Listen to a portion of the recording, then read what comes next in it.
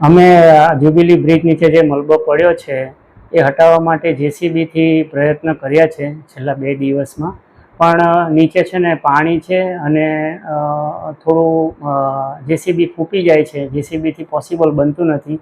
એટલે Hitachi machine પણ લાવવાનો વિચાર કર્યો, પણ પરિસ્થિતિ એવી છે કે હિટાચી મશીનથી પણ કદાચ પોસિબલ નહીં બને. એટલે લાંબા બૂમવાળું મશીન રાખી અને ઉપરથી જે મલબો કાઢવો પડે એવું છે.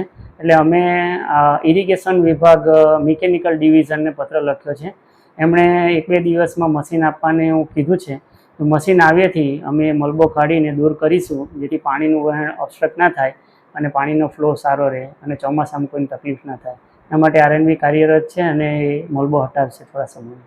મહાનગરપાલિકાએ અમને પણ રજૂઆત કરી છે. બીજી બધી ગટરો ચોમાસામાં જે અમે સફાઈ કરીએ છીએ તો બધી કરી દીધી છે, પણ આ જ્યુબિલી બ્રિજની નીચે પરિસ્થિતિ એવી છે કે જેસીબી મશીન કે એનાથી પોસિબલ નથી. હિટાચી પણ યુએન કામ ના કરી શકે ત્યાં, એટલે લાંબા બૂમવાળું મશીન જોઈએ અમને. અમે એમાં કાર્યરત જ છીએ અને થોડા જ દિવસોમાં અમે મલબાની સફાઈ કરી આપીશું.